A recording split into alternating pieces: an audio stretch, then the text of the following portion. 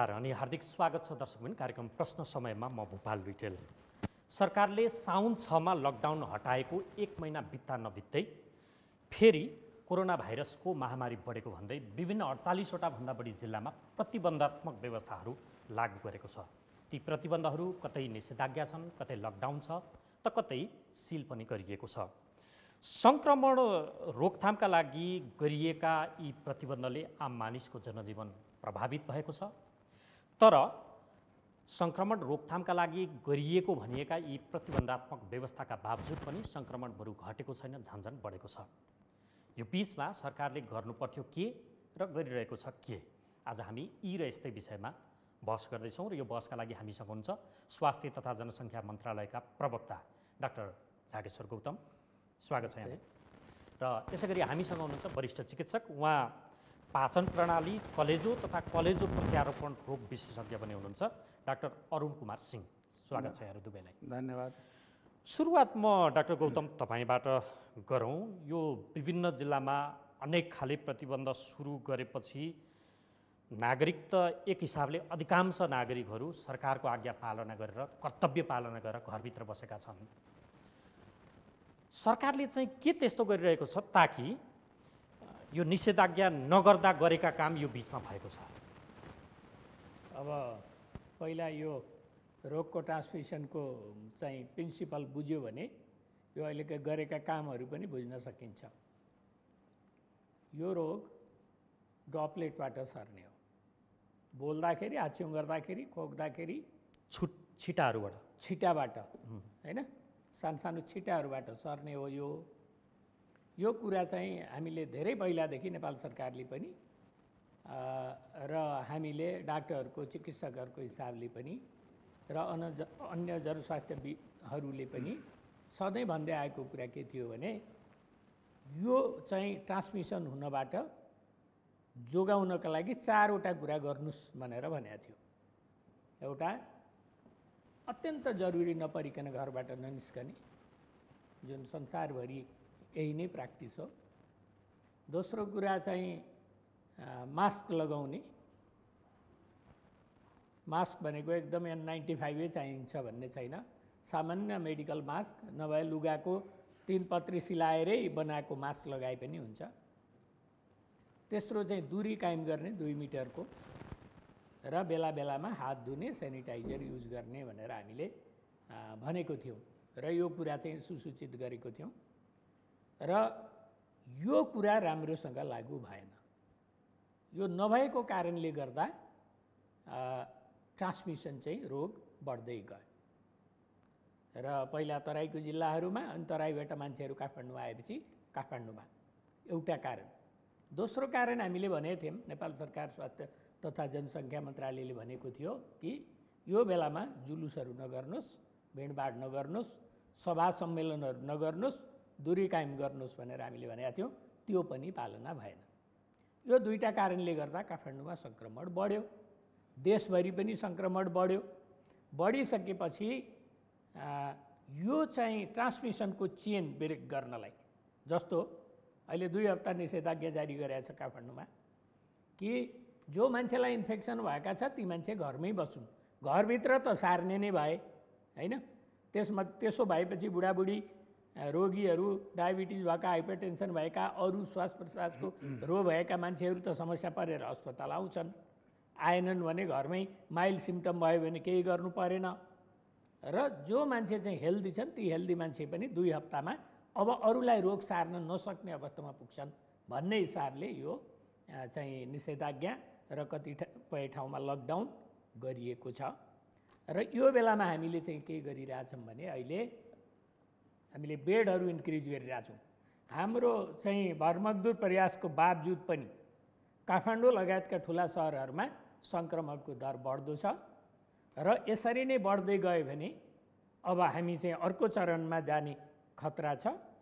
त्यसो भयो भने एकदम धेरै मान्छेहरू बिरामी पर्नुहुन्छ र उहाँहरूलाई चाहिँ सेवा दिनको लागि हामीले 3 वटा मेकानिजम बनाएको छौँ। एउटा मेकानिजम, जसलाई सिम्पटम छैन, जसलाई घरमा बस्न कम्फोर्टेबल छ, जसलाई चाहिँ छुट्टै बाथरुम छ, जसको छुट्टै कोठा छ, मेन्टेन गर्न सकिन्छ डिस्टेन्स, त्यस्ता मान्छेहरूलाई हामीले घरमै आइसोलेसनमा बस्न भनेको छौँ र जो मान्छेलाई त्यो सम्भावना छैन, त्यो फेसिलिटी पुग्दैन, त्यस्तो मान्छेहरूलाई हामीले आइसोलेसनमा राखेका छौँ र आइसोलेसन काठमाडौँमा अहिले हामीले चाहिँ 10,000 बेड आइसोलेसन चाहिँ महानगरपालिका, प्रदेश सरकार र स्वास्थ्य तथा जनसङ्ख्या मन्त्रालय, नेपाल सरकार सहित हामीले 10,000 बेड 2-4 दिनमै हामीले कम्प्लिट गर्न लागेका छौँ बस्नको लागि। एउटा काम।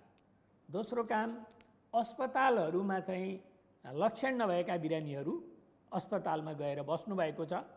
त्यो उहाँहरूको कारणले होइन, हाम्रो कारणले हो। किन हामीले पहिला लक्षण नभएका बिरामीलाई पनि अस्पतालमै लगेर राख्ने हामीले चाहिँ एउटा हाम्रो त्यो खालको सिस्टम थियो र अब अहिले ती लक्षण भएका मान्छेहरू पनि थोरैको डेथ भएको छ, धेरै जसो चाहिँ इम्प्रुभ भएर अब घर फर्किने अवस्थामा पुग्नु भएको छ, कति डिस्चार्ज भइसक्नु भएको छ र हामीले अस्पतालका बेडहरू खाली पार्दैछौँ।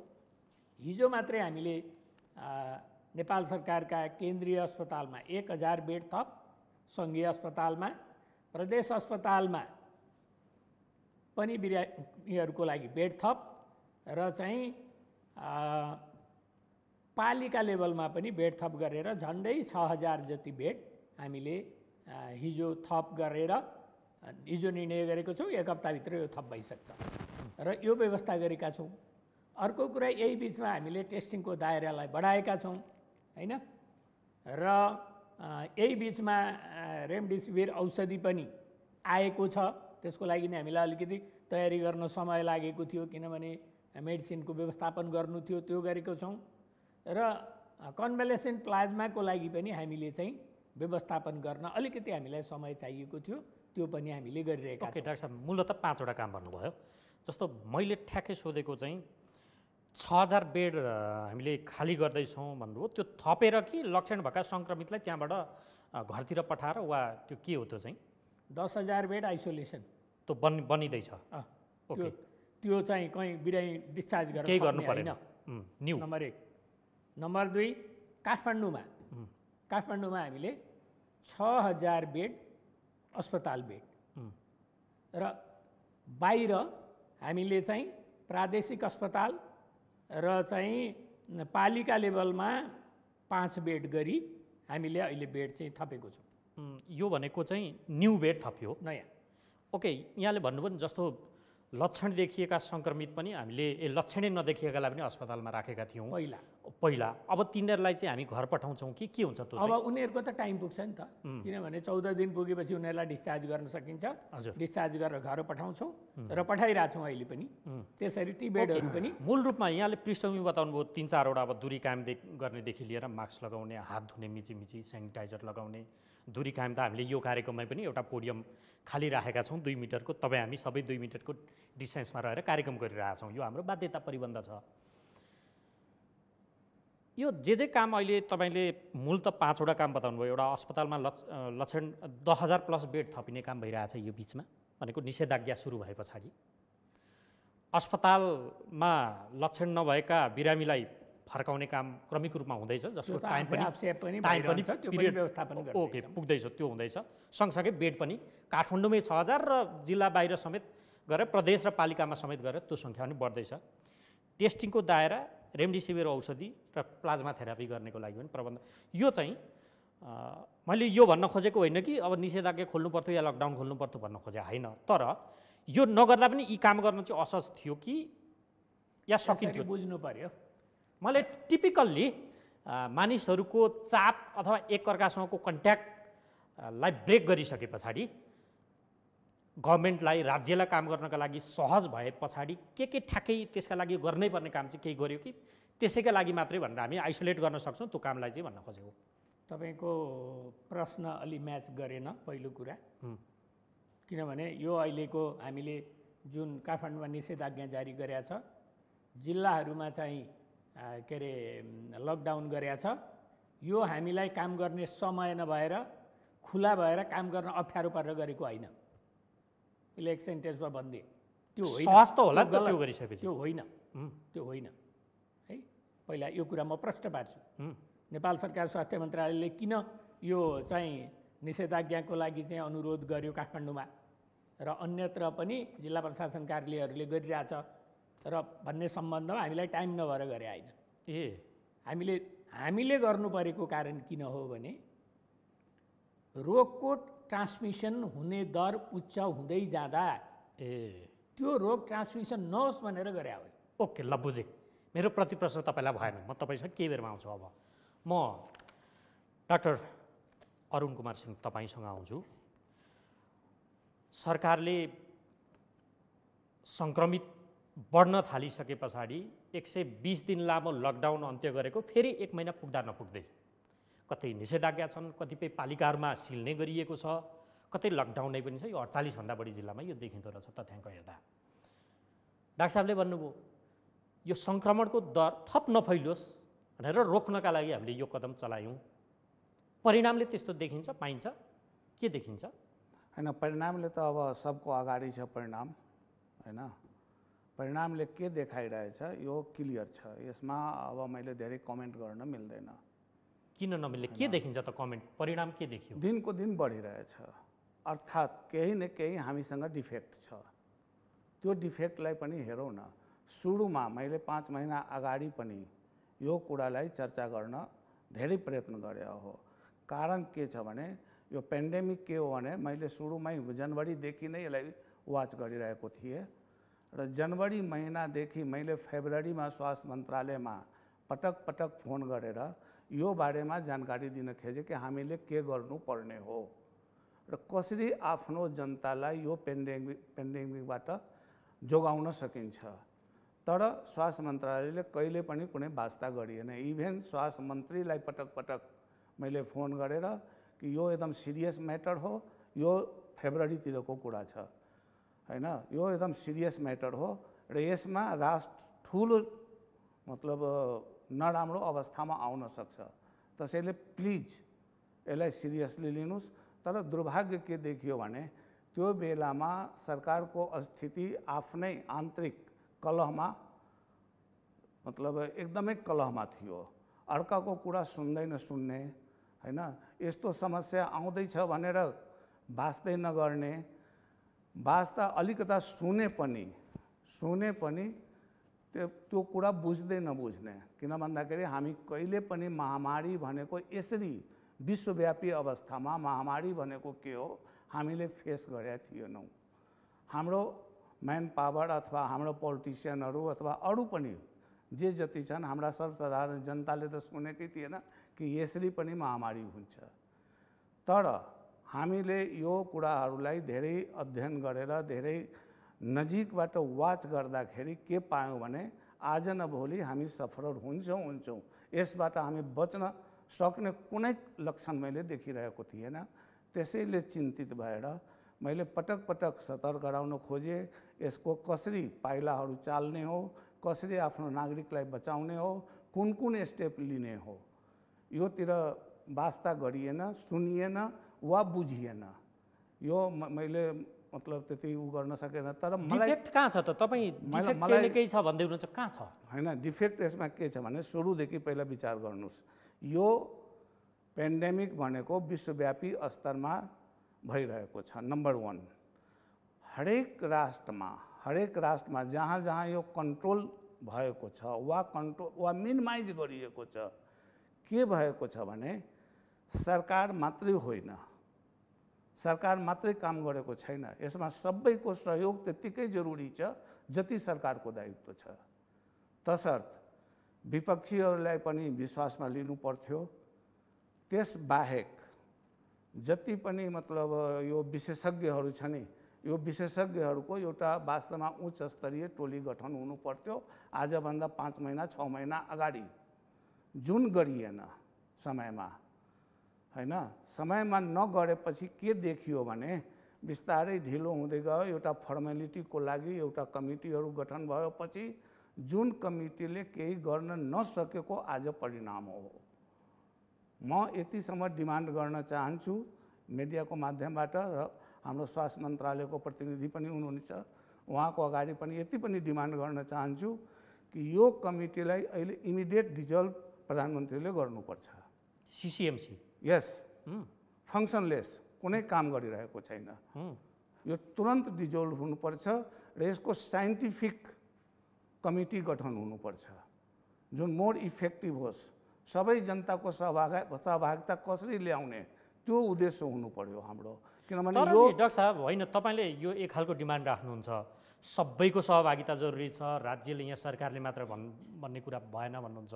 निजी स्तरका त्यो तपाईँहरू निजी अस्पतालहरूमा काम गर्नुहुन्छ, सञ्चालक हुनुहुन्छ, सरकारले बिरामीको उपचार गर भन्दा त बिरामीको उपचार गर्न मानिराख्नु भएको छैन तपाईँहरू, अनि सरकारलाई मात्रै दोष दिएर हुन्छ? सरकारलाई मैले मात्रै दोष दिएको होइन, सरकारले गल्ती खै त निजी क्षेत्रको यहाँ अगुवाई खै? यस निजी क्षेत्र बिरामी उपचार गर्न जाँदा अरू रोगका बिरामीलाई शुद्ध भर्ना नलिने निजी मैले अस्पतालहरूले सुरुमै तपाईँलाई भने कि म आजदेखि 5-6 महिना अगाडिदेखि यसमा पटक पटक मैले घचघचाउन खोजेकै हो। किनभने धेरै हाम्रा साथीहरूले नबुझे होला। ब्लेम अर्कोतिर लगाइयो। ब्लेम लगाउन खोज्या होइन, मैले एउटा साइन्टिफिक ढङ्गले यसलाई कसरी व्यवस्थापन गर्ने हो त्यतातिर मैले गर्नका लागि सरकारले आह्वान गर्यो त, अदालतले शुद्ध आदेश दियो बिरामीको उपचार गर्नु भन्दा अस्पताललाई बिरामीको उपचार गर्नु भन्नु यहाँभन्दा लज्जास्पद विषय के हुन्छ जसको दायित्व? अब दोस्रो कुरामा म आउँदैछु। यो वास्तवमा महामारीको बेलामा अहिले प्राइभेट हस्पिटलहरूलाई जुन किसिमले दिएको छ यो अधिकार कोरोनाको उपचार, त्यो पनि अनसाइन्टिफिक हो। त्यो पनि वैज्ञानिक छैन, टोटल अनसाइन्टिफिक हो नि।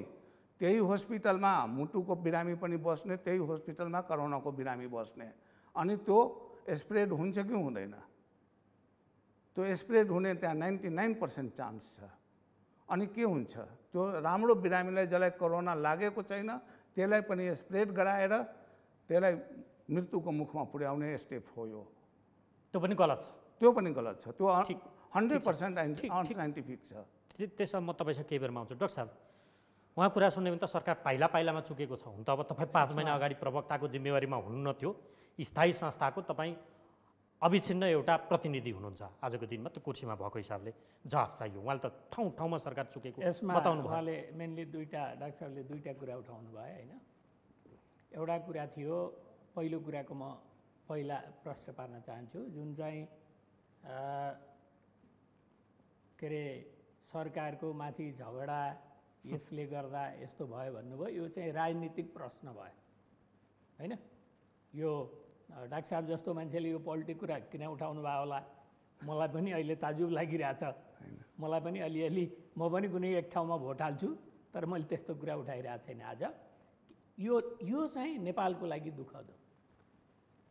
विदेशमा जहाँ पनि राम्रोसँग कोरोना राम्रोसँग कन्ट्रोल भएको छ त्यहाँ चाहिँ कोरोनालाई बुझे यो कोरोना चाहिँ पेन्डेमिक हो, यसले चाहिँ ठुलो धनजनको क्षति गराउँछ र यसको विरुद्धमा मिलेर लड्नुपर्छ भनेर जहाँ पोलिटिकल पार्टीहरूले थाहा पाए नि त्यहाँ चाहिँ राम्रो कन्ट्रोल भयो।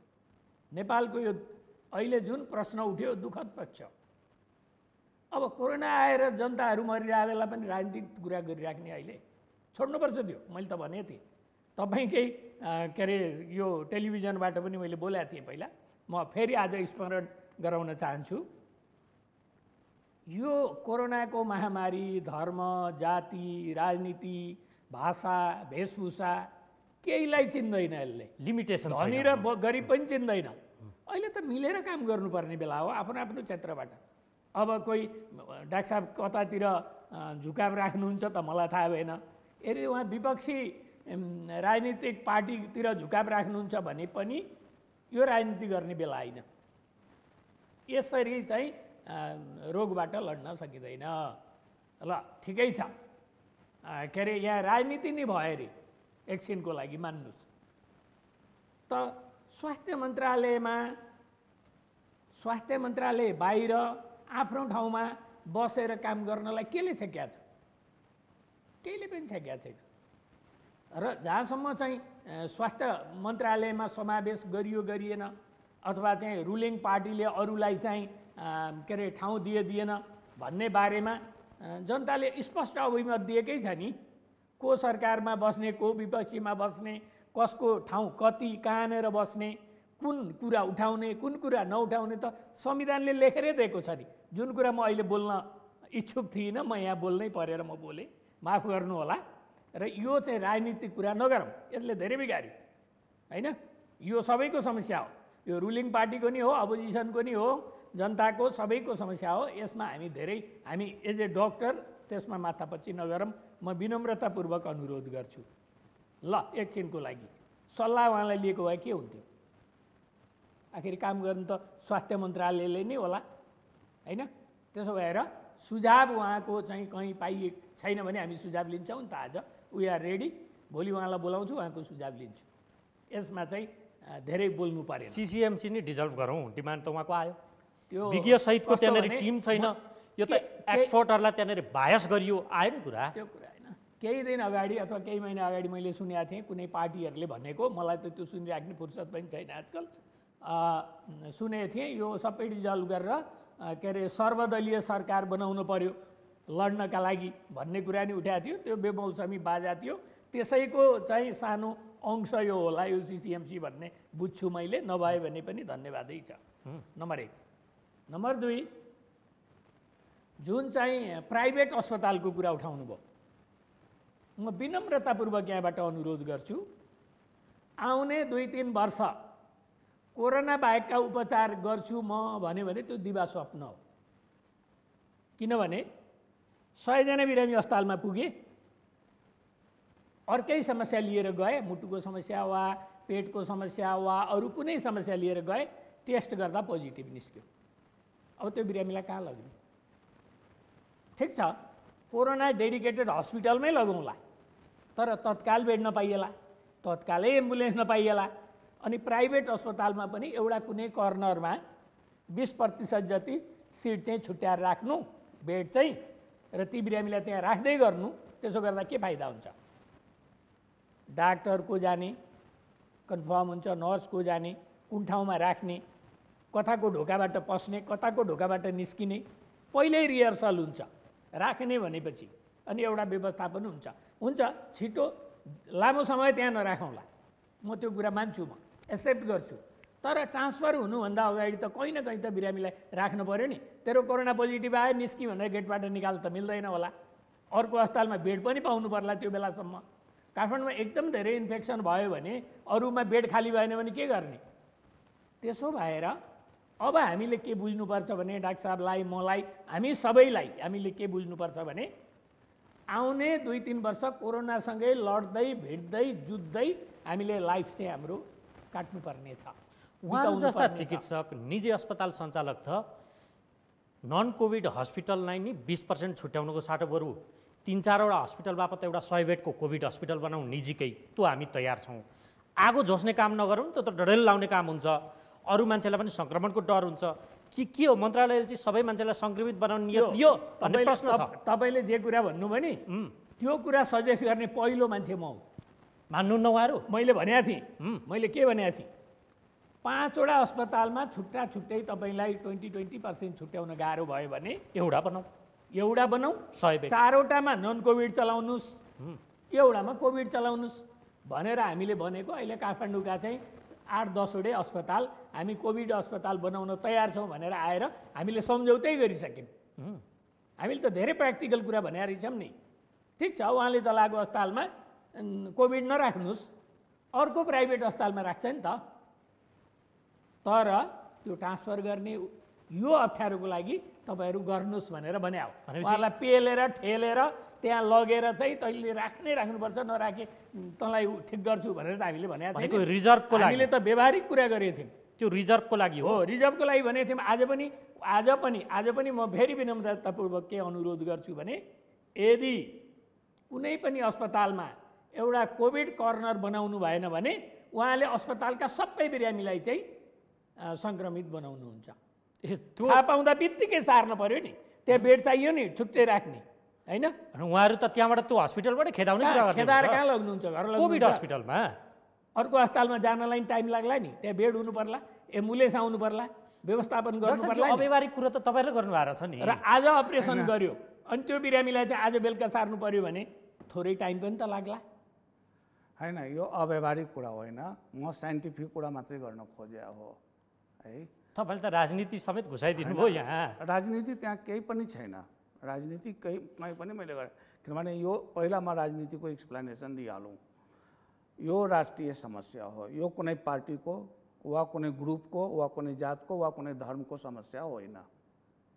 यो हाम्रो राष्ट्रिय समस्या हो, सबै हरेक नेपालीको समस्या हो। पहिला यहाँ राजनीतिलाई टोटल टाढा राख्नुपर्छ। त्यो तालुकाले ठाउँमा सबै पुग्नुपर्छ भन्न खोजेको हो त।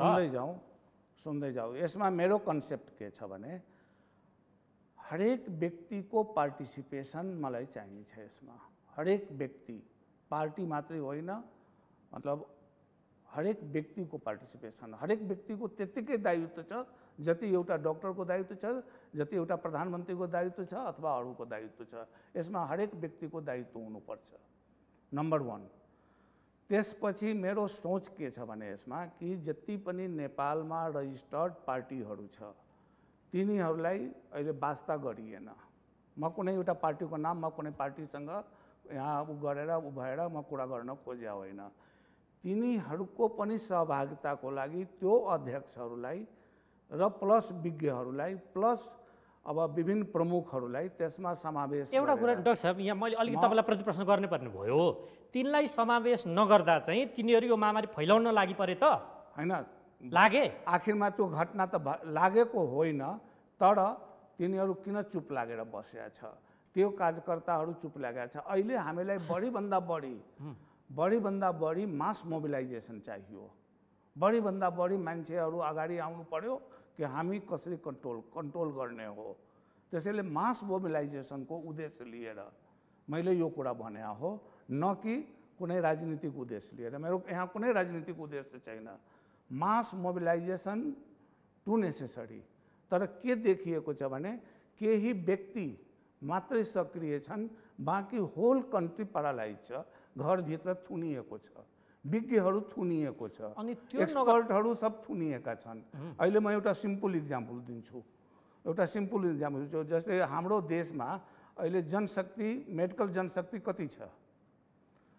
काउन्सिलमा करिब 26,000 होइन?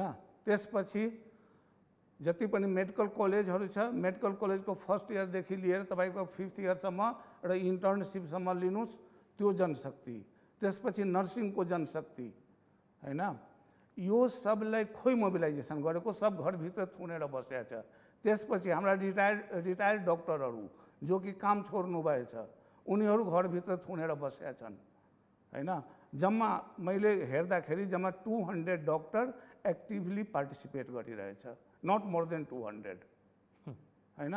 अब यत्रो विशाल जनशक्ति हुँदै पनि होइन, सबै घरभित्र सबलाई चाहिँ लकडाउनमा राखिदिने र 200 जनशक्तिको प्रयोग गर्ने, के हामी यो कन्ट्रोल गर्न सक्छौँ र? सबै जनशक्तिको परिचालन हुनको लागि मैले के भन्न खोजेँ हो भने कि यसमा हरेक समुदाय, हरेक व्यक्ति, हरेक एक्सपर्टको सहभागिता जरुरी छ ताकि सबै जनशक्ति आओस्। त्यसका लागि त गभर्मेन्टले रेगुलेट गर्दा भइगयो नि, मोबिलाइज गर्दा भइगयो नि। त्यही त म भन्दैछु कि हाम्रो जनशक्तिहरू पनि कुनै न कुनै आस्थाले जोडिएको छ। होइन? भनेपछि कांग्रेसको नेकपाको सरकार, म कांग्रेसको डाक्टर किन जान्छु परिचालित हुन? अहिले हामी आस्थालाई एकछिनको लागि पुरा त्यसलाई पनि लकडाउन गर्नु पर्यो, आस्थालाई लकडाउन गर्नु पर्यो। हरेक व्यक्ति अहिले आउनु पर्यो। यो हाम्रो राष्ट्रिय समस्या हो।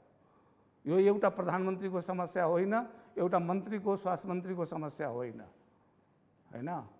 यसमा सबैले स्वविवेकले आफ्नो तर जबसम्म त्यो मेकानिजम तयार गर्दैन, जुन किसिमको मेकानिजमको म डिमान्ड गर्दैछु त्यति मात्रै होइन, मेरो त तलदेखि माथिसम्मको एउटा मेकानिजम मैले बनाएको छु जुन कि वास्तवमा परिचालन हुनु पर्यो। That is more scientific. जस्तै केन्द्रमा एउटा मैले जुन भने त्यो किसिमको जनशक्ति, मतलब एउटा समिति बन्नु पर्यो उच्च स्तरीय। त्यसपछि तपाईँको 7वटा प्रदेश छ होइन? म यसलाई यसरी व्याख्या गरौँ न, केन्द्रमा एउटा त्यस्तो कमिटी गठन हुनु पर्यो, प्लस केन्द्रमा कति बेड हुनु पर्यो, त्यो अहिलेको समस्याको पपुलेसनको हिसाबले मैले निकालेको छु। अहिले हाम्रो एक्टिभ रेट के छ नेपालमा कोरोनाको? 5.6% एक्टिभ रेट जुन देखा परिरहेको छ होइन? त त्यो रेसियोमा हामीसँग बेड छैन हैन। वास्तवमा त्यो रेसियोमा बेड तुरन्त हुनु पर्यो। खोइ त यो हामीले 6 महिनासम्म मौका पायौँ, के गर्यौँ त यो मामलामा? जबकि सुरुमै यसमा डिस्कसन गराएको भए सायद हामी केही निचोडमा पुग्थ्यौँ। डाक्टर साहब होइन मैले अहिले यो सकाएको छैन पुरा, मैले एउटा डाक्टर साहबलाई क्लियर होस्। ओके। त्यसपछि मैले प्रदेशमा 7वटा प्रदेश छ, त्यहाँ पनि हरेक प्रदेशको मुख्यमन्त्रीको अध्यक्षतामा त्यो किसिमको कमिटी गठन हुनु पर्यो। त्यसपछि मेरो थर्ड स्टेजमा हाम्रो 165वटा एमपी छन् पार्लियामेन्टमा, आज सबै घरभित्र थुनेर बसेका छ। उहाँहरूको अध्यक्षतामा जो जितेर आएछ पार्लियामेन्टमा, उहाँहरूको अध्यक्षतामा उहाँसँग लडेका प्रतिद्वन्द्वीहरू जति छन् सबैलाई समावेश गरेर विज्ञहरूलाई राखेर त्यो एउटा कमिटी गठन गर्नु पर्यो। त्यसपछि तपाईँको गाउँपालिका नगरपालिकाको एउटा कमिटी गठन पर्यो। यसरी के हुन्छ भने हामी ग्रास रुटसम्म पुग्छौँ। हस् डाक्टर साहब, यो विज्ञलाई घरभित्र थुनेर मन्त्रालयबाट रिटायर भएका कति मानिसलाई कोठामै थुनेर रोकेर अनि यो महामारी हामी नियन्त्रण गर्न सक्छौँ, त्यो पनि कतिपय आस्था भएको व्यक्तिलाई पनि मतलब नगरेर आयो नि कुरा धेरै डाक्टर साहबबाट। अब यसरी बुझ्न पर्यो कि पहिला त डाक्टर साहबले 200 जना मान्छेले काम गरिरहेछन् भन्नुभयो, यसमा सत्यता छैन होइन। र अहिले स्वास्थ्यमा मात्रै टिचिङ हस्पिटलहरू छाडेर हाम्रो चाहिँ जनशक्ति 29,000 छ होइन, परिचालन भएको छ 29,000। किनभने यो त सबै ठाउँ पुगेको छ नि होइन। कोही ठाउँमा पोजिटिभै भेट्यो, कोभिडकै मात्रै तालिम दिएको चाहिँ 250 को संख्या भन्न खोज्नुभयो। त्यसो भएर यो हिसाब अलि मिलेन। ओके, किनभने तपाईँ के भन्नु खोज्नुहुन्छ? होइन सर र उहाँले यिनीहरू तपाईँको कुरा के छ? यसमा के भन्नु पर्यो, कोभिडमा मात्रै धेरै बोलिसक्नु भयो, मलाई नि बोल्नु दिनु। कोभिडमा मात्रै इन्भल्भ 200 भन्दा बढी छैन। र कोभिडमै मात्रै इन्भल्भ कुरा हो। कोभिड भने के त्यो त्यस्तो गफ दिएर हुँदैन। कसरी इन्भल्भ भएको त मलाई थाहा छैन। बताउनुहोस् न। त्यसो भएर 29,000 देशभरिका केन्द्रीय अस्पतालहरू, प्रतिष्ठानहरू, अस्पतालहरू होइन, हेल्थ के अरे प्रादेशिक अस्पतालहरू अनि हेल्थ पोस्टहरू सबै ठाउँमा परिचालित भएको छ। नम्बर 1, किनभने कोरोना मात्रै छैन नि, नन कोभिडवाला पेसेन्ट नै छन् नि, तिनको नि उपचार गर्नु पऱ्यो नि। त्यसरी सबै परिचालित छन्। नम्बर 1। दोस्रो कुरा, हामीले चाहिँ पोलिटिकल पार्टीलाई नै बोलाएर कुरा गर्ने त प्रधानमन्त्रीज्यूले गर्ने हो, सरसल्लाह लिनुभएको छ।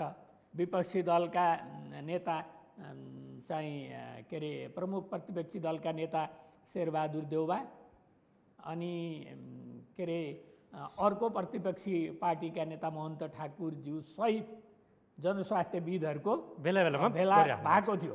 त्यसको सहभागी म पनि हुँ। उहाँहरूले राख्नुभएका कुरा पनि हामीले अकाउन्टमा राखेको छौँ, हामीले कन्सिडर गरेको छौँ।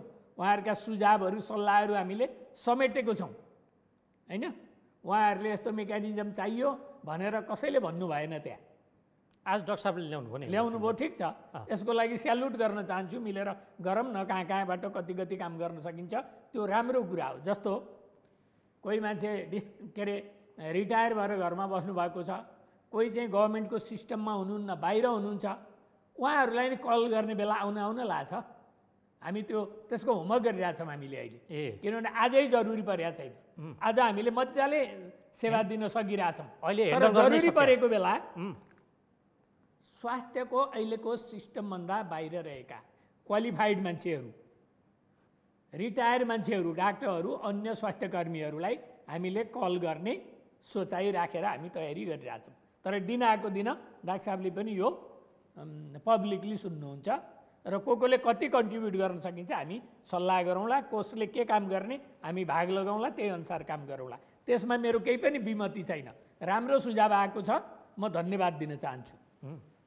र अर्को कुरा, घरमै थुनेर राखेको छ भनेको के हो भने बुझ्न पर्यो कि रोग ट्रान्समिसन भएको कारणले गर्दा, भिडभाडले ट्रान्समिसन हुने भएको कारणले गर्दा, 2 मिटरभन्दा दूरी कम राखेको कारणले, मास्क नलगाएको कारणले ट्रान्समिसन हुने भएको भएर त्यो नहोस् भनेर गरे हो यो। होइन त्यति गर्दा पनि बढो। डाक्टर साहब एउटा तथ्यले नि तपाईँ दिने पछि विवरण त 4 बजे दिइराख्नु भएको हुन्छ, हजुर प्रत्यक्ष रूपमा त सबैले सुन्छन्। तपाईँले भन्दै आएको विवरण काठमाडौँ उपत्यकाकै एउटा उदाहरण दिउँ ल, देशभरिको नदिउँ। अहिले काठमाडौँ उपत्यका अहिले सबैभन्दा बढी जोखिम जनघनत्वको हिसाबले पनि भदौ 4 मा निषेधाज्ञा गरियो। त्यसको 1 हप्ता लाग्छ परिणाम आउन, अनि सङ्क्रमण घट्छ भनेर तपाईँहरू जस्ता विज्ञहरूले गरिराखेको पनि सुनिएको हो। के भयो? भदौ 4 गते 200 जनामा सङ्क्रमण देखिएको थियो, 5 गते 182, 6 गते 216, 7 गते 166, 8 गते 224, 9 गते 232, 10 गते 301, 11 गते 377, 12 गते 415, 4811 सङ्क्रमित काठमाडौँमा पुगेछन्। करिब आधा चाहिँ यो बिचको 5 गते यता नै बढेछन्। निषेधाज्ञा गर्दा पनि दिनानुदिन बढो भनेपछि खोइ त यो त परिणाममा एक हप्ता त हामीले कुर्यौँ नि त। अब यो के हो? रोगको नेचुरल ट्रान्समिसन नबुझेर तपाईँले प्रश्न गर्नुभएको, ठिक छ, मैले बुझाउने मौका पाएँ होइन। आज मान्छेलाई सर्यो रोग भने लक्षण देखिनलाई, त्यसमा भाइरस मल्टिप्लाई भएर लक्षण देखिनलाई 15 दिन, पोजिटिभ आउनलाई 4-5 दिन लाग्छ, त्यसको लक्षण देखिनलाई 8-10 दिन लाग्छ होइन। यसको अर्थ अरू 1 हप्ता हामी कुरौँ। मल्टिप्लाई चाहिँ भइरहेको थियो। त्यसो भएर तपाईँले भनेको कुरा ठिकै छ। त्यसमा चाहिँ तपाईँले जुन 1 हप्ताको कुरा गर्नुभयो, 2 देखि 3 हप्ताको टाइम चाहिन्छ। यो चाहिँ लकडाउनले, यो चाहिँ निषेधाज्ञाले मद्दत गर्यो कि गरेन भन्नलाई क्याल्कुलेसन त्यति बेला 2 देखि 3 हप्ताको टाइम चाहिन्छ। अहिले तपाईँले आज चाहिँ धानमा के अरे धान खेतमा गएर आज धान रोप्नुभयो, घरमा चामल सकियो भनेर 2 महिनामा त फल्दैन नि। फल्ने 4 महिना 5 महिनाको टाइम वेट गर्नु पर्यो नि। त्यस्तै गरी यो रोगको मल्टिप्लिकेसनको रेट चाहिँ थाहा पाउनु। हामीले चाहिँ यो निषेधाज्ञापछि यो एकदम राम्रै हुन्छ भनेर हामीले भनेको छैन। हामीले भनेको के छ, स्वास्थ्य मन्त्रालयको भनाइ के छ, 2-3 हप्तासम्म ट्रान्समिसन रोक्न सक्यो भने अहिलेको यो चाहिँ निषेधाज्ञाले यसमा कति इम्प्याक्ट पार्यो भन्ने कुरा अनि हामी भन्न सक्छौँ भनेको छौँ। थाहा भएको भए त पहिल्यै भनिदिन्थेँ नि, म ज्योतिष भएको भए त पहिल्यै भनिदिन्थेँ नि। 120 दिनमा केही क्याल्कुलेसन भएन हाम्रो? 120 दिनमा केही क्याल्कुलेसन भएको थिएन? तपाईँले कुरा यसमा अलि त्यो पनि त आयो, कहाँ बङ्गाउनु डाक्टर? मसँग तथ्य हेर्नुहोस् है डाक्टर। साउन 6 मा सङ्क्रमितको सङ्ख्या 17,994 थियो। 23 दिन लकडाउन अन्त्य भएको घोषणा गरिएको थियो। भदौ 12 मा आइपुग्दा 36,456, करिब 20,000ले बढ्यो, 18,462 बढ्यो यो बिचमा।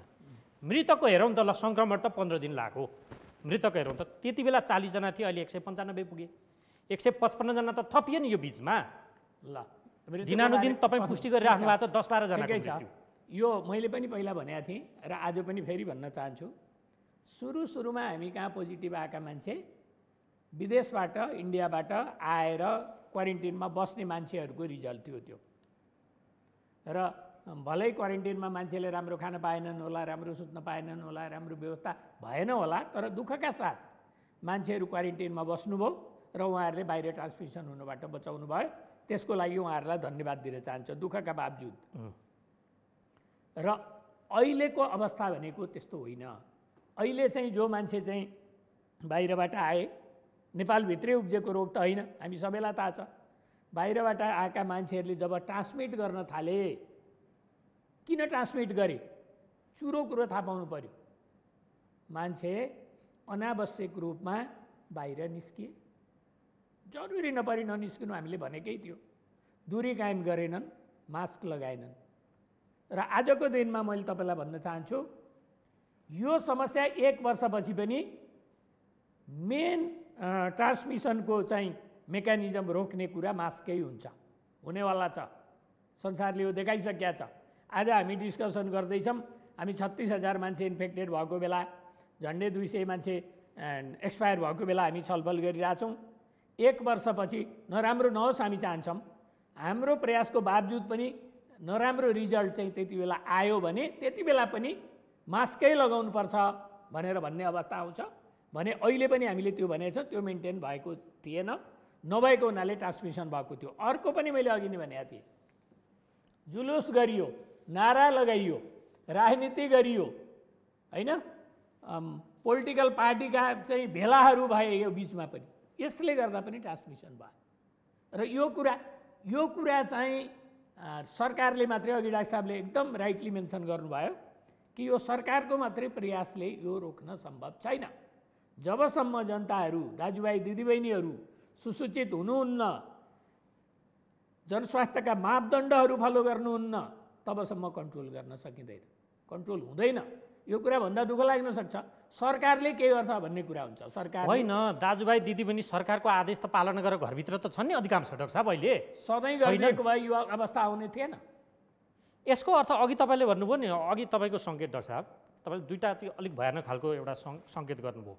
अहिले हामी करिब 200 को एक्सपायर भएको र 36,000 आसपासको सङ्क्रमण हुँदा यो कुरा गरिरहेछौँ।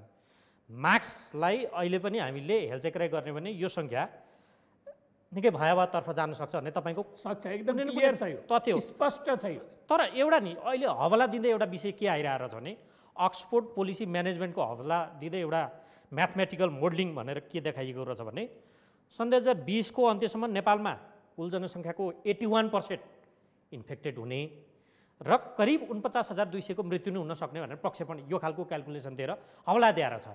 यसको स्टडी यो बारेमा केही मन्त्रालयले क्लियरिफाई गर्न चाहन्छ यस बारेमा हामीले कि यो डर हो सचेत हुन् भनेर भन्नु?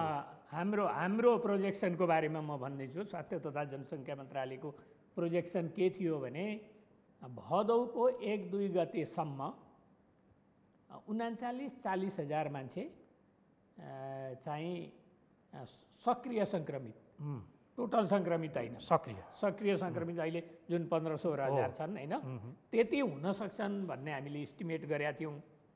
हामीले लकडाउन गऱ्यौँ, हामीले चाहिँ जनतालाई बुझायौँ होइन, र त्यो कारणले गर्दा स्टडीले प्रुभै गरेको छ नि 72% मान्छेले त मास्क लगाएको छ काठमाडौँमा। त्यो पनि ठुलो एचिभमेन्ट हो होइन। 1% पनि मास्क नलगाउने सोसाइटीमा 72%ले लगाउनु भनेको ठुलो एचिभमेन्ट हो। हामी त चाहन्छौँ 100%ले लगाउनु। 100%ले लगाएको भए हामी यो अवस्थामा आउने थिएनौँ। र 72%ले मास्क लगाउँदा त्यो सङ्ख्या चाहिँ 39-40 हजार सक्रिय सङ्क्रमित हुनु नभइकन हजुर 16,000 मा सीमित भयो। 12-13 हजार 1-2 गतेको कुरा गर्दैछु भदौको त्यो थियो। र अहिले पनि हामीले प्रोजेक्सन गर्दैछौँ, अहिले क्यालकुलेट गरिरहेछौँ। 1-2 दिनमा हाम्रो प्रोजेक्सनको हिसाब अब आउँछ फेरि। र जहाँसम्म अक्सफोर्डको तपाईँले इस्टिमेटको कुरा भयो हजुर त्यो चाहिँ अलि एक्जाजरेटेड छ, अलि धेरै नै छ। त्यति हुने हामीले चाहिँ एन्टिसिपेट गरेका छैनौँ। भनेपछि त्यो चाहिँ अलिक बढी मान्छेलाई अत्याउने डराउने ताकि सचेत होस् भन्ने पनि एउटा यसको फर्मुलाहरू हुन्छ। हजुर अब कुन खालको फर्मुला लगाउनु भयो? एकजना डाक्टर साहबले त भन्नुभएको थियो यो माघ फागुनतिरै कि नेपालमा चाहिँ जुलाईको लास्टतिर 4,50,000 मान्छे सङ्क्रमित हुन्छन् भन्नुभएको थियो। अब फर्मुला अलग अलग, A+B² भने जस्तै हजुर फर्मुला क्यालकुलेसनको विधि, ती फर्मुला पनि फरक फरक खालका हुन्छन्। र हामीले लगाएको फर्मुला जुन थियो त्यो जति पनि हामी सबैको मेहनतले हजुर पुगेन, नपुगेको धेरै राम्रो भयो। हजुर अब पनि हामी प्रोजेक्सन गरेर हेर्दैछौँ, हामी क्यालकुलेट गर्दैछौँ कि कति पुग्ला भनेर। तर कुनै न कुनै रूपमा अवस्था त हाम्रो त्यति सप्रिने खालको सङ्केत छैन। फेरि म भन्छु दोहोऱ्याएर, तपाईँलाई अलि योभन्दा अलि राम्रो सुनिँदैन तर भन्नै पर्ने भएर म भन्दैछु। अहिलेको अवस्थामा आइसियु भनेको पनि मास्क हो, मास्क नै हो। भेन्टिलेटर भनेको पनि मास्क नै हो। आज रेमडेसिभिर औषधि भनेको पनि मास्क नै हो। कन्भालेसेन्ट प्लाज्मा भनेको पनि मास्क नै हो। मास्क लगाएर बचाउन सक्यो भने यी पछाडिका कुरा चाहिँदैन। मास्क नलगाएको कारणले गर्दा मान्छेहरू इन्फेक्टेड भएको हुनाले यी कुरा चाहिएको। त्यसो भएर इम्पोर्टेन्ट कुरा के छ भने दूरी कायम गर्ने र मास्क नलगाएसम्म यो कुरा कन्ट्रोल हुँदैन। म तपाईँलाई फेरि भन्छु, मैले यस्तै इन्टरभ्यू दिएको थिएँ। आज मैले यहाँ इन्टरभ्यू दिइरहेको छु, तपाईँसँग छलफल गरिरहेको छु। तपाईँले यो चाहिँ के अरे रिलिज गर्नुहुन्छ। रिलिज गरेपछि मान्छेहरूले त्यहाँ कमेन्ट लेख्छन् र मैले पहिला चाहिँ दिएको इन्टरभ्यूमा दिएका कमेन्टहरू मैले धेरै जसो पढेको छु। र यङ्स्टरहरू, अलि यङ मान्छेहरूले यो मास्क लगाएर प्रिभेन्ट हुन्छ भन्ने कुरा एक्सेप्ट गर्न तयारै छैनन्। अझै पनि ओहो, त्यो चाहिँ एकदम खतरनाक हो। किन मैले त्यसो भनिरहेको छु भने आज मैले बोलेको कुरामा पनि मास्कको बारेमा नआइकन अरू धेरै नेगेटिभ कमेन्ट आउनेवाला छ। ठिक छ डाक्टर साहब। यसमा मास्कको बारेमा मलाई अलिकता भन्नु छ है। ओके भन्नुहोस् त। साइन्टिफिकली अलिकता विचार गरौँ। कोरोना भाइरसको सेप के, साइज कति? 3 mm। मास्कको जुन पोर हुन्छ नि त्यसको साइज के? 35 mm। ए त्यो छिर्छ? साइन्टिफिकली जाउँ न है। त्यसैले मास्क नै एउटा सबभन्दा ठुलो समाधान हो भने साइन्टिफिकली प्रुफ छैन। यसमा म लिमती रह तपाईँ। डाक्टर साहबको कुरालाई थोरै भनिदिन्छु म। डाक्टर साहबले यो कुरा उठाउनु भयो, यो कुरा धेरै मलाई बोल्न मन थिएन, म बोलिहाल्ने भएँ फेरि। हेर्नुहोस् एकैछिन उहाँ भाइरस प्रश्न होइन, भनिदिनु। त्यो एन्सर गरिदिन्छु अनि बोल्नुहुन्छ। कि यो भ्रम हुन्छ भनेर नदिने कुरा होइन यो किन अनावश्यक धेरै बोल्नुहुन्छ भनेर मात्रै यसमा बोल्न नपर्ने हुन्छ मैले बोलेपछि। त्यसो भएर मैले यो कुरा उहाँको क्लियर गरिदिइहाल्छु होइन कि भाइरस मात्रै छिर्ने होइन। उहाँले थप्दै हुनुहुन्छ नि अलिकति, त्यसलाई छोडिदिउँ न त। ठिक छ भन्नुहोस्। मास्कको जुन मैले हेरेँ नि इलेक्ट्रोन माइक्रोस्कोपबाट जुन त्यसको साइज प्रुफ गरिएको छ त्यो मैले भनेको हो। तर मास्क चाहिन्छ, नचाहिने होइन, म त्यसको विरोधी होइन। तर मास्क नै अस्त्र हो भन्ने तपाईँ? मास्क नै हाम्रो सबभन्दा ठुलो अस्त्र हो भन्न साइन्टिफिकली 100% रिजेक्टेड। डाक्टर साहब तपाईँ के क्लियर? विज्ञानले प्रुफ गरेको कुरा भनिदिन्छु म। ओके हेर्नुहोस् भाइरस आफै उडेर जाने होइन, ड्रप मार्फत गयो। यो एयरबोर्न होइन, यो WHO ले जाने होइन, यो चाहिँ ड्रपलेट बर्न हो। ड्रपलेट भनेको के? हाम्रो थुक भेहिकल चाहिन्छ के? जस्तो एउटा साँघुरो ठाउँ छ, मान्छे चाहिँ त्यहाँबाट छिर्न सक्छ, बुझ्नुभयो? तर त्यो मान्छे गाडीमा बसेर गयो भने त्यो मान्छे छिर्न सक्दैन, बुझ्नुभयो? यो भाइरस चाहिँ हामी गाडीमा बसेर मान्छे छिर्ने ठाउँबाट छिर्न नसके जस्तै थुक सहितको छिटा सहितको छिटासँग जाँदा छिर्न सक्दैन। डाक्टर साहबलाई यो फेरि पढ्न म अनुरोध गर्छु। होइन म यो कुरो मलाई थाहा छ होइन।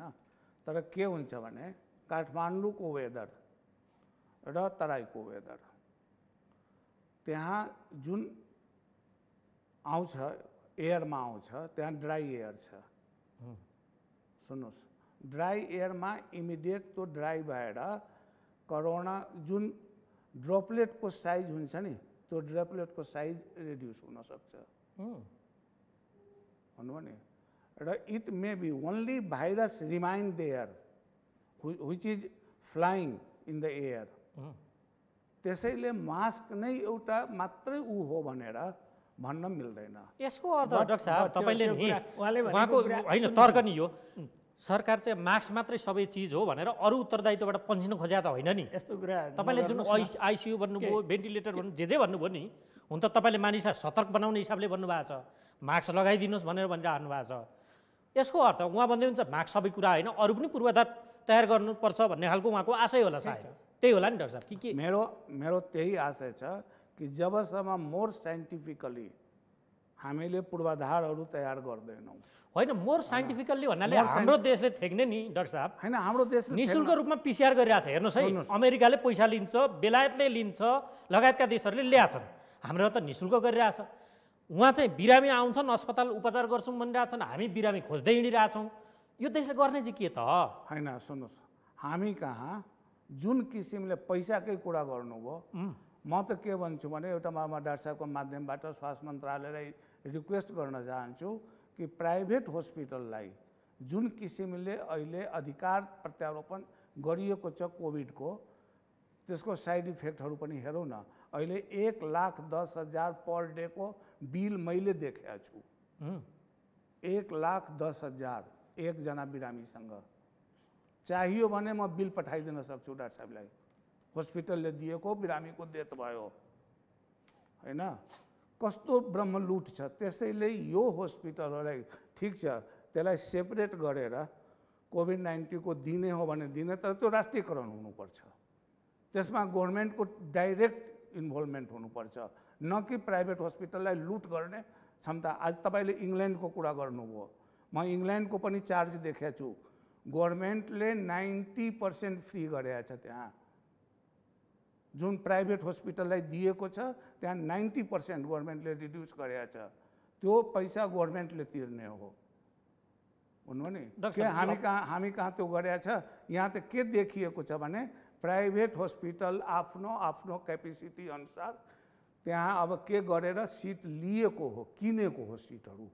किनेको हो भनेको पैसा खाएर। यतिसम्म म कहाँ रिपोर्ट छ। आखिरमा म पनि प्राइभेट हस्पिटलमै काम गर्छु। डाक्टर साहब व्यापार गर्नु थाल्यो मन्त्रालयले। अब यस्तो छ, यसरी बुझौँ कि सबभन्दा पहिला त जुनवाला भाइरसवाला मासुवाला कुरा थियो, उहाँले भन्नुभयो ड्रपलेटमा आएको ड्रप्स ड्राई भएर छिटै छिर्छ पनि छिर्छ भन्ने, त्यो बेकारको कुरा हो। त्यो कुरामा म धेरै कुरा गर्दिनँ, किनभने आछ्यौँ गर्दा, खोप्दा, बोल्दा डाइरेक्ट गएर सर्ने। त्यो चाहिँ सुके अरेर भाइरस छिरेर गएर हावाबाट सर्ने होइन। त्यो कुरा मैले एकै सेन्टेन्समा सिद्धाइदिएँ। जहाँसम्म चाहिँ नेपालको सरकारले गर्यो गरेन भन्ने कुरामा तपाईँले पनि थोरै कुरा भन्नुभयो कि अहिले पनि हामीले PCR test free of cost गरेछौँ होइन, किनभने लोक कल्याणकारी राज्य भएको हुनाले राज्यले त्यो गरेको छ। र आइसियुमा कुनै बिरामी राखेको छ, इभन सरकारी अस्पतालले भने पनि त्यो सरकारी अस्पतालै रन गर्नलाई पनि त त्यहाँ पनि एक्सपेन्सेस खर्चहरू लाग्छ। त्यसो भएर अस्पतालहरू हामीले भेन्टिलेटरमा राखेका छौँ भने हामी 15,000 रुपियाँ पर डे चाहिँ सरकारी अस्पताललाई पनि दिन्छौँ। स्वास्थ्य मन्त्रालयले यो दिइ नै रहेको छ, नेपाल सरकारले उपलब्ध गराएको छ। र अहिले चाहिँ PCR टेस्ट फ्री गरिरहेछ, ट्रिटमेन्ट फ्री गरिदिएको छ, आइसोलेसनमा राखेको दाल भात तरकारी सबै व्यवस्था सरकारले गरेको छ। सरकारले गर्न सक्ने हाम्रो जस्तो आर्थिक अवस्था भएका देशहरूको सरकारको तुलना गर्दाखेरि सरकारले गर्ने काम राम्रो गरेछ। तर त्यतिले मात्रै पुगेन भन्ने जुन राज साहबले भन्नुभयो, ठिक छ, त्यो कुरा हामी एक्सेप्ट गर्छौँ कि अझ गर्नु छ। अझ हामीले चाहिँ भेन्टिलेटरको व्यवस्था गर्नु छ, आइसियुको व्यवस्था गर्नु छ, अक्सिजनको व्यवस्था गर्नु छ, चिकित्सा कर्मीको व्यवस्था गर्नु छ, औषधिको व्यवस्था गर्नु छ, भोलि चाहिँ भ्याक्सिनको व्यवस्था गर्नु छ। त्यसको लागि नेपाल सरकार स्वास्थ्य तथा जनसङ्ख्या मन्त्रालय रेडी छ, त्यो काम गर्न तयार छ र प्रयास गरेछ, गर्छ।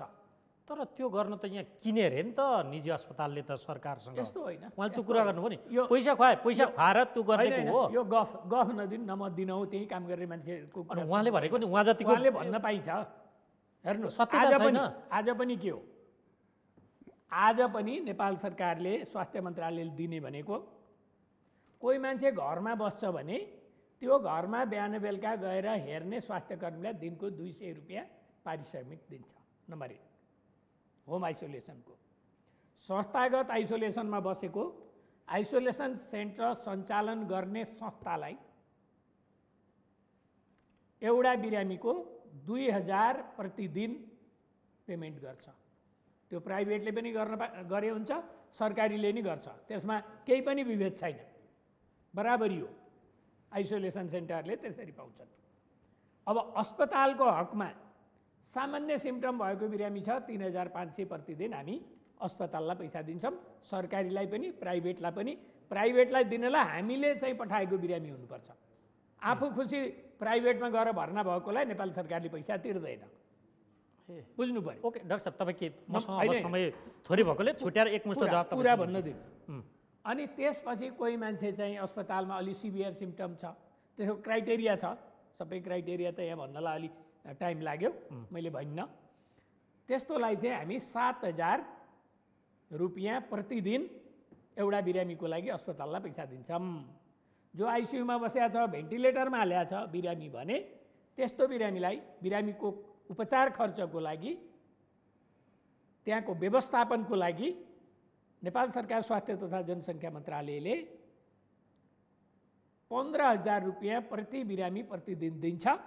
त्यो सरकारीलाई पनि दिन्छ, त्यो प्राइभेटलाई पनि दिन्छ। तर प्राइभेटलाई दिनको लागि हामीले पठाएको पेसेन्ट हुनुपर्छ। आफू खुसी अस्पताल रोजेर गएर बसेकालाई चाहिँ हामी अहिले दिन सक्दैनौँ। अब यो कहाँनिर फरक? अन्त्यमा मैले तपाईँलाई अब सोध्दैछु, त्यही सँगसँगै जवाफ पनि तपाईँले प्रति प्रश्न राख्नुलाई भए। जस्तो यो बिचमा जे काम सरकारले गर्यो या गरिनु पर्थ्यो, ती जे हुनु पर्थ्यो ती नै भए सबै भन्नेमा तपाईँ विश्वस्त हुनुहुन्छ कि हुनुहुन्न? अब छैन, हुनुहुन्न अझै पनि यत्रो त बताउनु पर्छ डाक्टर साहबले। होइन, म एउटा करिब 90% कुरासँग सहमत छैन। 90सँग हुनुहुन्न? 90सँग सहमत। ओहो। किनभने जुन म पनि मेडिकल प्रोफेसनको मान्छे हो, म पनि त्यही फिल्डमा काम गरिरहेछु, म दिनरात फेस गरिरहेछु, देखिरहेछु होइन। त्यो हस्पिटलमा, प्राइभेट हस्पिटलमा के भइरहेको छ, कसरी सिट किनेर आइयो, मलाई सब थाहा छ। कसरी भन्नुहोस् न त, त्यहाँ भ्रष्टाचार भएको छ? त्यो अब त्यति डिटेलमा नजाउँ। त्यसैले मैले के पैसा दिने हो। त्यसैले मैले के भन्न खोजेको भने त्यसलाई राष्ट्रियकरण हुनुपर्छ। मैले सुरुमै भनिदिएछु, एक पैसा पनि अहिले पनि मैले त यति पनि जोड दिन्छु, सरकारी स्तरमा जुन डाक्टर साहबले भन्नुभयो आइसियुमा 15,000 लिइन्छ, म त्यसको पनि विरोधमा छु। 1 रुपियाँ पनि अहिले लिनु हुँदैन, चाहे त्यो आफ्नो खुसीले जाओस् वा सरकारले पठाएको। त सरकारले दिएको छ नि पैसा, बिरामीबाट त कहाँ लिएको छ डाक्टर साहब? अहिले वास्तवमा यो हाम्रो राष्ट्रिय समस्या हो र राष्ट्रिय समस्याको समयमा हामीले जनतालाई, देशलाई कसरी सेवा गर्ने हो, यो मानसिकता हाम्रो हुनु पर्यो। प्राइभेट सेक्टरलाई पनि, गभर्मेन्ट सेक्टरलाई पनि। आखिरमा यही जनतासँग त मिलेर कमाएर त्यो प्राइभेट सेक्टर बनेको हो नि होइन। यही जनताको कमाइले त्यो प्राइभेट सेक्टर बनेको हो, हुनु नि। त्यसले यो मतलब यस्तो अवस्थामा पनि देशलाई सेवा गरिएन भने कुन बेलामा गर्ने हामी? यो त राम्रो कुरा हो। कुन बेलामा हामी कहिले गर्ने? अब अन्त्यमा मैले तपाईँलाई धन्यवाद नै मनपर्छ डाक्टर साहब। डाक्टर साहब, म अब तपाईँ कहाँ आएर कार्यक्रम टुङ्ग्याउँछु। कतिपय विज्ञहरूले तपाईँसँग यो कार्यक्रममा आउनुभन्दा अगाडि 1-2जनासँग मैले कुरा गरेका थिएँ। यो बेला चाहिँ सेरोलोजी टेस्ट भनिँदो रहेछ, जो एन्टिबडी भनिँदो रहेछ, निको भइसकेका गएकोमा पनि चेक गर्ने, ताकि त्यसले फेरि देखिएर समुदाय स्तरमा पुगेको छ कि भनेर मास टेस्टिङ गर्न सहज हुन्थ्यो। त्यो गरिएन भन्ने खालको गुनासो। अर्कोतर्फ एकजनालाई सङ्क्रमण देखियो भने त्यसका क्लोज कन्ट्याक्टमा रहेका करिब 10जना जतिमा देखिने, अब दिनकै हामी कहाँ 400-500 देखिन थाल्यो काठमाडौँमै मात्रै भने त त्यो टिमले जो कन्ट्याक्ट ट्रेसिङ गर्छन् र स्वाब सङ्कलन गर्छन्, त्यो टिमले त करिब 500को त ती गर्नुपर्ने अवस्था आयो एकजनाबाटै।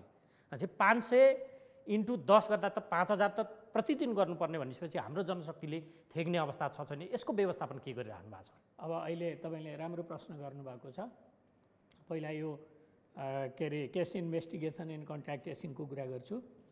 अहिले चाहिँ हामीले यो हप्तामा स्वास्थ्य तथा जनसङ्ख्या मन्त्रालय, स्वास्थ्य सेवा विभाग, प्रदेश अन्तर्गतको जनस्वास्थ्य कार्यालय र पालिकाहरूको संयुक्त मिटिङ बसेर अहिले CICT टिमहरू बनेछ। यसले अहिले कन्ट्याक्ट ट्रेसिङ गरिरहेछ। अहिले चाहिँ जस्तो आज पोजिटिभ आयो भने त्यो बिरामीहरूको व्यवस्थापन आज बेलुका 11 बजीसम्म भइसक्छ। टिम पुग्दो नै छ अहिले पर्याप्त। त्यो एकदम राम्रोसँग फङ्सनिङ छ। हजुर। र तपाईँले 10 दिन अगाडि भन्नुभएको थियो भने त्यो राम्रो फङ्सनिङ भएको थिएन, अहिले फङ्सनिङ भएको छ। हजुर। र जो विज्ञहरूले चाहिँ यसरी कन्ट्याक्ट ट्रेसिङ गर्नुपर्छ भन्नुभएको छ, त्यो कुरा हामीले गरिरहेछौँ। भनेपछि त्यसमा चाहिँ समस्या छैन। हजुर। त्यो समस्या समाधान भएको छ। हजुर। होइन, र त्यसो भएर हामीले यही किसिमले कन्ट्याक्ट ट्रेसिङ गरिराख्यौँ भने हामीले केसहरू आइडेन्टिफाई गरेर आइसोलेट गर्छौँ। अन्तिम प्रश्न तपाईँलाई डाक्टर साहब, मैले कार्यक्रम सक्छु अनि यति गर्दा गर्दै पनि आलोचना त पक्कै पनि छ। फेरि आलोचना भयो भने अझ काम गर्नका लागि तपाईँहरूलाई पनि प्रेरणा मिल्छ। चुप लागेर बस्यो भने त त्यत्तिकै फेरि सन्तोक भइन्छ, कामै नहुने डर हुन्छ। अझै यति गर्दा गर्दा पनि तपाईँहरू आफैलाई फिल भएको अब यो गर्न पाए हुन्थ्यो, यति गर्न पाए हुन्थ्यो भनेर आफूले गर्ने प्लानमा छिटो गर्नको लागि यति चिज भइदिए, हाम्रो स्रोत साधनले भ्याइदिए यो गर्न सक्थ्यौँ भन्ने त्यस्तो खड्केको केही छ त? अहिले चाहिँ स्रोत साधनको कमी छैन होइन। हजुर। स्रोत साधन चाहिँ नेपाल सरकारले यथेष्ट बजेट दिएको छ। हजुर। र विदेशी दात्री निकायहरूले पनि दिइरहनु भएको छ। हजुर। यो व्यवस्थापन भएको छ, स्रोतको समस्या छैन। हजुर। स्रोत साधनको पनि समस्या छैन। हजुर। अहिलेको समस्या भनेको अलिकति कोअर्डिनेसनको थियो। हजुर। काठमाडौँ, भक्तपुर, ललितपुरको लागि चाहिँ हजुर। त्यो हामीले व्यवस्थापन गरेका छौँ। हजुर। र अहिले हामी चाहिँ अब आइसियुको बेडहरू, भेन्टिलेटरहरू थप्ने, अस्पतालहरू व्यवस्थापन गर्ने काममा लागेका छौँ। र तपाईँले एउटा प्रश्न गर्नुभएको थियो के अरे एन्टिबडी टेस्टिङ, एन्टिजेन टेस्टिङ मास स्केलमा, त्यो हामीले गर्नलाई चाहिँ अहिले हामीले सुरु गरेछौँ। भनेपछि अब लगभग हामीले गर्नुपर्ने काम अथवा राज्यले गर्नुपर्ने काम त्यो समस्यारहिततर्फ अघि बढ्दैछ, काम तदारुकताका साथ अब बढ्दैछ। एकदम राम्रोसँग काम भइरहेछ अहिले।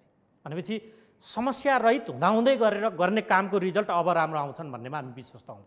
रिजल्ट राम्रो आउँछ, तर अन्तिममा फेरि भन्न चाहन्छु मास्क लगाएन भने यो रोग कन्ट्रोल हुन्छ। हस्, समय दिनुभयो तपाईँहरू दुवैजनालाई धेरै धेरै धन्यवाद। हस्, धन्यवाद। र आदरणीय दर्शकहरू, कार्यक्रमको निर्धारित समय सकियो। आज हामीले लकडाउन र निषेधाज्ञा पुनः एकपटक 48भन्दा बढी जिल्लाहरूमा विस्तार भइसके पछाडि सरकारले गरिरहेका काम के छन् र यसबाट कोरोना भाइरसको नियन्त्रण तथा रोकथामका लागि के भइरहेको छ भन्ने सन्दर्भमा डिटेलमा छलफल गर्ने मौका मिलायो। यो बहसमा सहभागी भइदिनु भएकोमा स्वास्थ्य तथा जनसङ्ख्या मन्त्रालयका प्रवक्ता डाक्टर जागेश्वर गौतम र वरिष्ठ चिकित्सक डाक्टर अरुण कुमार सिंह, यहाँहरू दुवैजनालाई पुनः एकपटक धेरै धेरै धन्यवाद। र अर्को अङ्कमा अर्को विषयवस्तुका साथ तपाईँ हाम्रो भेट हुने नै छ। हामीलाई आजलाई बिदा दिनुहोस्। नमस्कार।